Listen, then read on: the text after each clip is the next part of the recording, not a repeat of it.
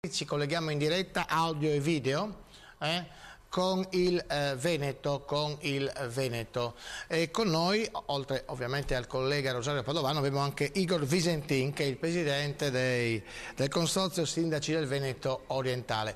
Veneto Orientale che tra l'altro oggi è assunto alle cronache anche nazionali grazie al fatto, Igor, che il presidente della provincia di Venezia ha inviato per esempio sulla spiaggia di Bibione e su altre spiagge la polizia provinciale per contrastare i cosiddetti VCUMPRA, e questo ha sollevato anche alcune critiche. La tua posizione da presidente del Consorzio Sindaci del Veneto Orientale?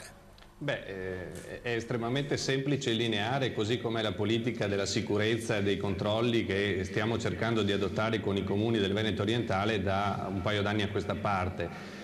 Ci sono delle autorizzazioni per l'esercizio delle attività commerciali. Queste vengono richieste agli italiani, i quali devono affrontare una burocrazia importante per quanto riguarda le attività che intendono svolgere, mettendosi peraltro in maniera concorrenziale nel mercato. Evidentemente questo tipo di politica deve essere adottata anche nei confronti dei soggetti che in maniera molto libera pretendono di esercitare un'attività che peraltro spesso foraggia quella che è il mercato illegittimo. Da questo punto di vista io credo che i controlli siano necessari, vanno non solo nella direzione delle attività commerciali svolte sulla spiaggia, ma devono essere anche nell'Interland, perché poi questo è un problema che si ripropone nel porta a porta, che spesso i VCUMPRA fanno anche nei confronti dei nostri cittadini, anche nei paesi che non sono balneari.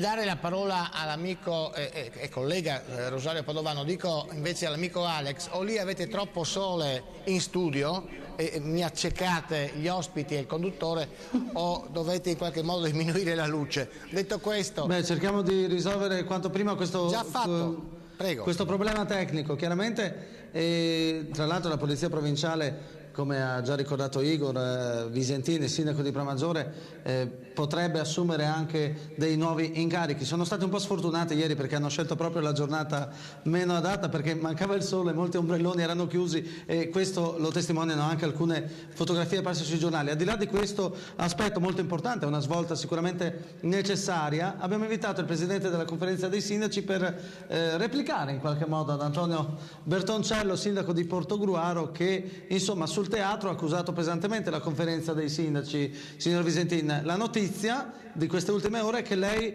sta completando una missiva da inviare a tutti i sindaci per spiegare la sua posizione e quella della conferenza stessa. Ma la posizione è estremamente chiara. Io non ho capito perché sia stata buttata in polemica questa scelta fatta dalla conferenza dei sindaci. Capisco la posizione del sindaco Bertoncello, la posso anche ritenere più che legittima, però il problema è, punto numero uno, che lo stesso non può non venire in conferenza, non votare le scelte della conferenza e poi sostenere sui giornali che la conferenza ha fatto delle scelte illegittime, e questo è il primo punto.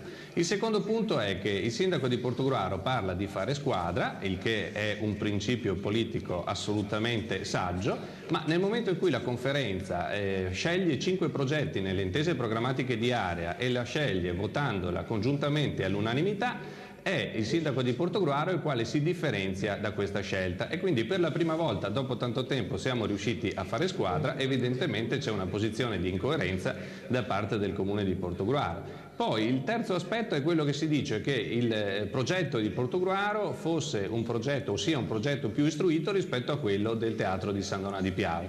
Io penso che in questo modo noi accusiamo in maniera non corretta il personale del gruppo di azione locale, che è quello che ha fatto l'istruttoria, il quale l'ha fatta peraltro secondo i crismi e i principi di tutti gli ultimi anni, anche anni nei quali era lo stesso Bertoncello ad essere presidente della conferenza dei sindaci, i quali hanno istruito correttamente i progetti che sono poi stati scelti dalla conferenza stessa.